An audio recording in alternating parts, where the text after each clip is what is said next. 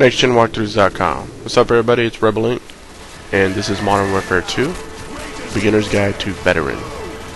Alright, so this is the first mission after your training. And if you played the game proper already, through normal or maybe hardened, you pretty much should know what to expect. It's not very hard. It's a very linear introduction, and really not much going on. So, obviously the difference on Veteran is the enemies are a lot more skillful, they're more accurate, and they will put you down really quick if you don't take cover. So, that said, some key things to remember in anytime you're playing Veteran: cover is essential, obviously. If you're in a position where you think you could take an enemy and he shot you a couple times, do not keep engaging the enemy. They typically will have an advantage. This game, one of the most frustrating things about this game is sometimes you'll be shooting an enemy, and when they shoot back at you, your screen or your guy will tend to, his gun will pop up, or you kind of do this looking up thing. Anytime that happens, your accuracy goes kaput, and you're pretty much a dead person if you keep firing at that person and don't take cover. So, huge emphasis on taking cover, and obviously what this guide's going to really focus on is finding the absolute most minimal way to beat each level. So, try and keep you out of harm's way, and try and make do as much as we can to get the game to beat the game for you. That makes sense. So, but there is something to get out of this level, and what we're going to be really doing is seeing how we could use our squad to actually help us beat this level. So, if you've ever seen those movies or TV shows with, like a police force or a SWAT team moving through a building, you'll notice that they'll use kind of like this shoulder tapping system. I'm pretty sure it has a name, but I'm not sure what it's called. But basically, you have you have like a soldier or like a police person in front of you. They're staring down range or into a room, and they're not moving. Their sole purpose is just to make sure and keep their eyes forward, right? But as soon as whoever's behind them clears out the rest of the area, what that person will do is go up and either give like a verbal response or tap that person on the shoulder, letting him know it's okay to go forward. So, I don't know if that is how this game is set up by design, but it actually works in this game. So anytime you have soldier in front of you, you're going to see the follow symbol, and once you get near him, all you have to do is literally get within about 2 feet. More often than not, they're going to move forward. So if you have a squad with you, that squad's going to move forward too. So we're going to be using that a lot.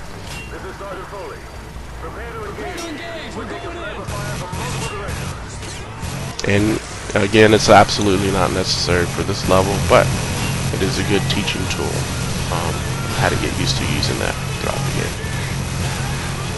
game. Okay, so first things first, this is kind of nonsensical in that you have this really powerful Gatling gun, and sometimes it feels like you have to be super accurate to take down enemies. So, whatever the case may be, I would try and concentrate on the people with rocket launchers, because they're the ones obviously cause the most damage, and not only that, but a lot of smoke will pop up in the area, and it kind of blinds you as well. At any rate, this part isn't too tough. We just got to get to this one section where quick time event happens, and it kicks us out of the car. So here we go. so into the building. Tons of different weapons to choose from if you want to choose a different weapon here. And first things first, they want you to take out these enemies here. Throw a flashbang upstairs. You can engage like about 4 enemies here. 2, 3, and there's a 4th guy. There's actually a 5th guy all the way down at the end of the hall. Just go and let your squad take care of it, because he's one of those guys where as soon as you turn the corner, he's already shooting, which is another very, very, very frustrating thing about this game. Enemies always will shoot you first. They're psychic. Whatever it is, they know you're coming around the corner, even if you know they're there. And you know, sometimes they'll start shooting before you even turn the corner entirely. So it sucks. What are you gonna do about it? Sometimes what I do is I am already shooting while I'm turning the corner. So anyways, take out those guys in the playground, and that'll move, I think it's Sergeant Foley, that's his name? Yeah. And once we get into this hallway, we're going to have some enemies we're going to engage. There's a classroom to the right. More often than not, there's 2 to 3 enemies in the room. Sometimes your guys will take them out for you. Sometimes they won't. Just be weary of it, because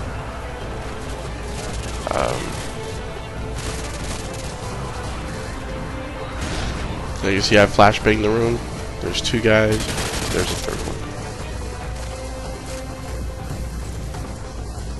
one. Alright, so here's where we're going to tap Sergeant Foley on the shoulder.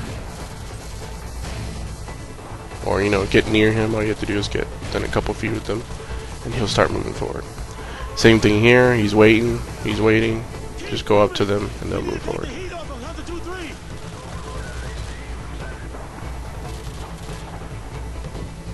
Same thing again. Tap him on the shoulder, and he goes forward. At the end of this hall, there's 2 guys. Just go and throw a couple frags, or just 1 frag. They'll take out both guys. And usually, when you approach this box here, a 3rd person will come out, and usually your squad will take them out for you. So again, I just moved up to move them forward, and obviously, you're seeing a theme here. So get used to that, because we're going to be doing that a lot. In fact, if you remember the level Gulag, you know, kind of the homage to The Rock, the movie The Rock level, I completed that whole mission shooting 1 person. And I had to shoot that 1 person. Or maybe I could have stabbed him, I'm not sure. But you know, it's the cutscene where you actually get to the shower room, where that guy comes to stab you or hit you. I shot that guy. But it was really to kind of just drive the point on how you could use a squad in this game to actually beat the whole level for you without you killing anybody. Now, I did use a bunch of flashbangs, a couple grenades here and there, but for the most part in that level, you know, I only shot at 1 person. So, do you have to do that? No. But it's just showing you how sometimes a game will lend you things you are not aware of. And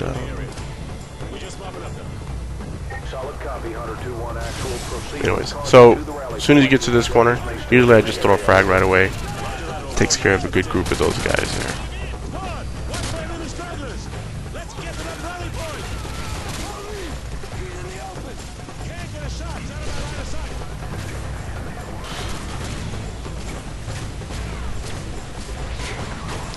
Oh, with the beginner's guides, if you're wondering which ones we've done before, there's one on nextgenwalkthroughs.com for Call of Duty 4, which, when I did that one, a lot of people have been calling it the runner's guide to Call of Duty 4, because there's, you know, practically the whole game I just ran through. I skipped a lot of areas that you normally have some big firefights, and I just ran past them. There's not very many opportunities to do that in this game. There's a couple, but there's not very many as there were in Call of Duty 4. Anyways, that's at nextgenwalkthroughs.com. If you have not beat that game on Veteran, after this, if you've beaten it, then pop that game out, or pull that game out, pop it in, and give that a shot too. And then we also made one for ODST. If you haven't beaten that one, there's not one from World at War.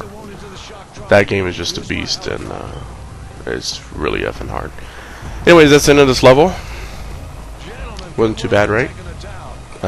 See you guys in the next one. Peace. I'll brief you on the chopper. Let's go.